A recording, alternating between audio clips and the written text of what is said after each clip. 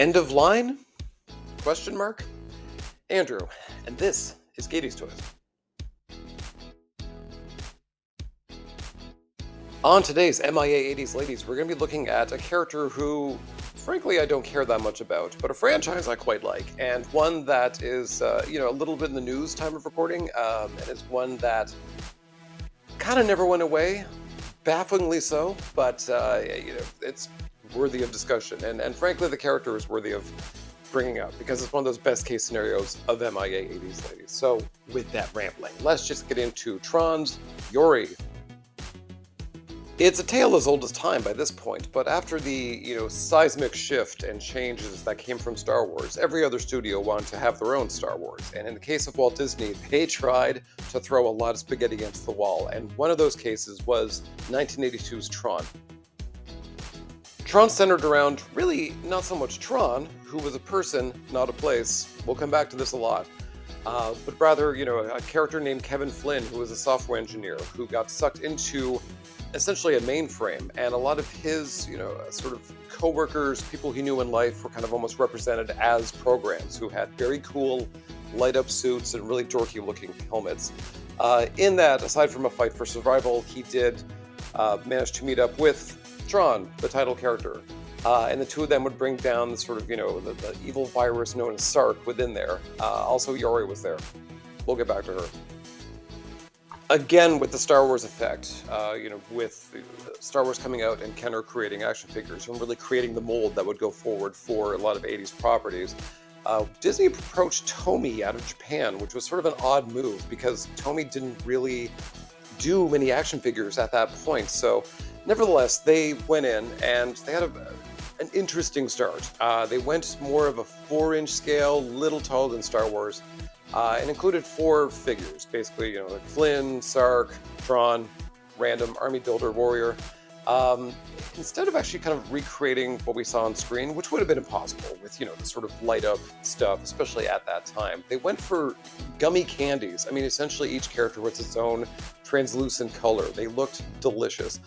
And the sort of light effect you would see in the movie would be painted on them. It's an okay line. They had really nice light cycles that came out. Those really, kind of stand the test of time. But, of course, the movie, like the toy line, not exactly a success. Tron did okay at the box office and won an Academy Award for special effects, which, to be clear, were groundbreaking. Any special effects we've gotten since then owes everything to Tron, particularly, sort of really the first big computer-generated example in a movie. It was, successful in a sense that, like the plot was maybe a little convoluted, but the style was cool. Style over substance was very much a Tron theme we will see over and over again. The TOMY line, I can't find real hard numbers, but I mean, just, this is a gut feeling and probably a correct one if we're being honest here, but didn't light up the toy aisles, and especially when you only have really kind of 2 vehicles, 4 figures.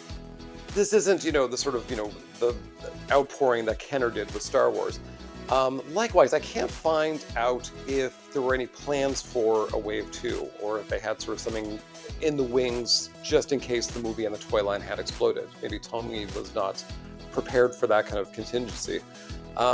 So, the reason of the season, Yori. She, of course, was not in Wave 1, which is too bad because she really was sort of top billing. She was major focus on the poster. She had a huge role, she had a role in the movie. And this speaks to the character and why I'm kind of ambivalent on this. Yori is very much a trope character, not one who, nowadays we have to suffer through, where it's very much like kick-ass chick who says, "Leave it to me, boys," and, then proceeds to do nothing. She really was a love interest character. She was a love interest in the real world. Yori in the mainframe was certainly representative of the same love interest type of character. On top of that, really a guide kind of character. I mean, she really was someone who was, from the mainframe, sympathetic to Tron and Kevin Flynn's plight and went on to help them. So in that sense was quite instrumental to the plot. I mean, by and large was arm candy. That said, would have made a nice looking candy figure. Had Tron been a runaway success, had Disney, really created their own version of Star Wars, I mean, this might be a different conversation. Maybe she would have been in Wave 2. Maybe, Maybe coulda, woulda, shoulda, who knows? But I mean, as of time of recording, I have no evidence to suggest that she was even in play. And based off of the kind of meh reception to the toys, even to this day, yeah, no real loss there.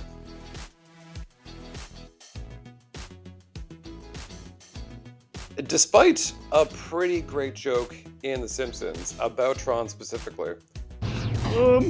It's like, did anyone see the movie Tron? No. No. No. No. No. No. No. No. No. No. No. Yes. I mean, no. No. I mean, people did watch it. People did know it. It became a bit of a cult classic, and it never really went away either in movies or in particular toy lines. So it's something that, just it wouldn't die, more until recently, let's say.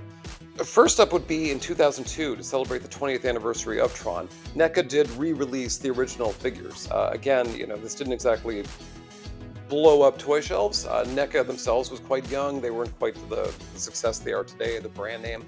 And this also was a very strange time in action figures kind of thing, where we didn't really get the same kind of regurgitation of He-Man, Turtles, all that. So, whenever we did get a sliver of nostalgia in the early 2000s, we generally gobbled it up. But I remember seeing these and thought, cool, didn't buy them.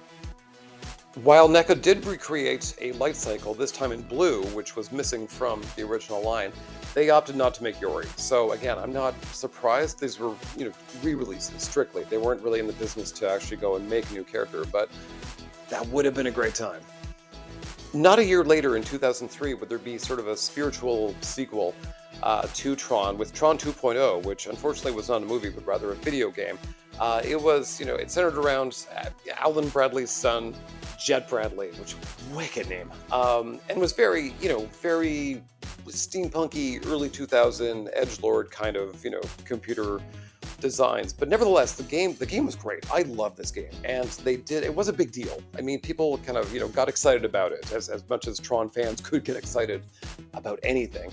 It did have a series of figures, and they're, again, pretty good. They're very much of the time. The articulation is absolute ass, but they look great. And while, Yori, not really a character in the game, there was a new female character called Mercury, and she looks cool. So it was very much a kind of elevated, video gamey, anime-esque, kind of redesign for Tron, but a very cool look for them. But the cooler looks were yet to come.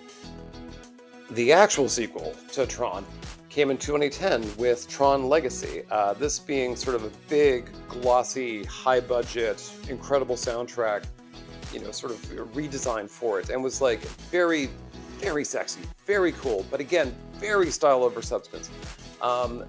This time, again, with the whole son motif that we saw in the video game, this would be Sam Flynn, Kevin's son, and he would get sucked into the mainframe, and he would do hot, sexy things with hot, sexy lights that were much more, better designed than the original, let's say. A lot slicker. Incredible Daft Punk soundtrack. I mean, the movie's great in theory.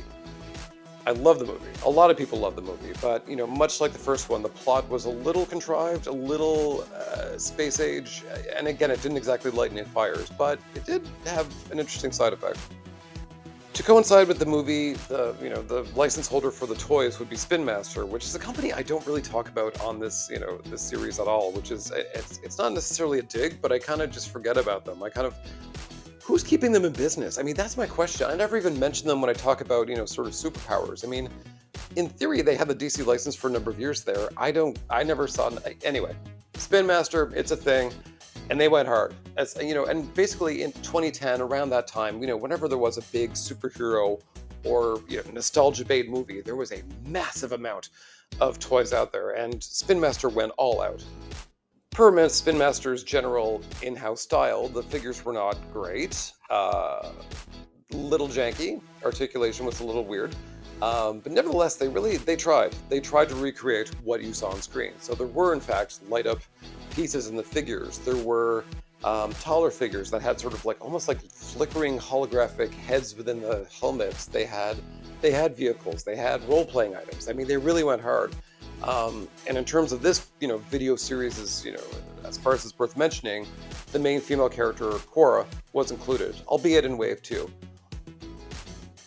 Once again, the reason for the season is Tron itself, the original movie. And again, not a place, a person, a character. When it comes to those figures, I mean, Diamond Select has done figures of the characters, again, keeping in line with the TOMY figures. They only did those characters, again, excluding Yori. This was another chance to go a bit above and beyond. They did not. Time of recording, there was a HasLab, and one that really speaks to Tron overall. At San Diego Comic-Con 2025, Hasbro did release, sort of a few different offerings of Tron figures, potentially, let's say. One thing they did show was a very particularly, 6-inch line that's sort of, it's kind of veered more towards Tron Legacy. Fantastic looking figures. Presumably they would really kind of envelop the entire world of Tron under one style, which is something very interesting, but this is something we're going to get back to in a second. Much more importantly to the conversation here today was that they did launch a HasLab, and this HasLab would include characters from the original Tron in 3.75-inch scale for an amount of money that a lot of fans did not particularly like. And that amount of money really boiled down to, a number of characters, a few light cycles, great special effects, incredible likeness. These figures look good, but then a big chunky chessboard of a stage, and I think that's really where the money was going. And unfortunately, I was waiting to do this one. The HasLab did not go through, which is something that people kind of knew before it even launched, but certainly when it did. Aside from not getting these figures, even if you wanted to, even if you backed it, even if this prospect really did excite you, which for myself, I mean, I wanted the figures, I didn't want the other junk, so I digress. The real problem here is that they showed those 6-inch Tron figures without a real release date, and I'm not sure without real partners to distribute them, let's say. So unfortunately, your Walmarts, your Targets, they do keep an eye on this stuff. So when they're looking at, whether or not to stock Tron toys, they're looking at the HasLab and they're like, well, how many fans are there who are willing to buy Tron products? And unfortunately, now we know. It is a very, passionate fan base, but it's not enough to launch a product across the country. I will also mention, because I'm kind of required to, is that, funnily enough, there was a movie this year too, Tron Ares, and it starred Jared Leto, and you can guess why it didn't do well at the movies. So that bombed, Hasbro didn't do well, the fate of, the 6-inch line is very much in peril. Disney themselves have pretty much come out and said, Tron's dead, we're done with it. I don't know if that's necessarily true. I mean, they did do a kind of like a Disney XD cartoon some years back that was really good, really good. I had no toys, but like a really great series. It like many series nowadays, it's a bit of a slow burn, but once you get really into it, great stuff. So I think there's, probably more potential there to do kind of Disney Plus series, or do something a little more, kind of grounded, another video game kind of thing. I think Tron itself is beloved, is a great thing, but a series of failures back to back to back all throughout 2025 has really sort of pumped the brakes on that.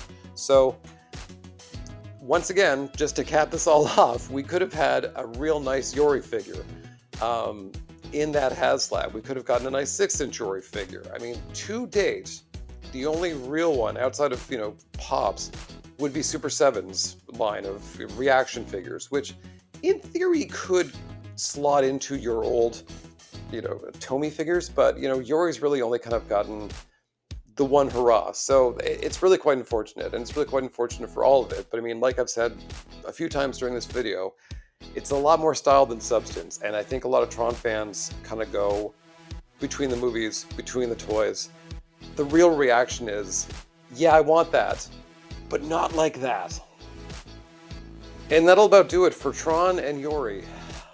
Really, I really mean that. That might just do it. So, really unfortunate. I am a Tron fan, but also I'm a person who's never bought a single Tron thing, ever. I've never bought and sold it. I've never purchased a single thing. So, am I part of the problem? Probably.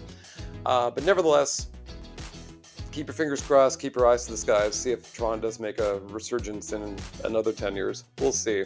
Until then, I thank you for watching. I thank you for liking, commenting, subscribing, all those YouTube-y things, and I will see you next time on MIA 80s Ladies.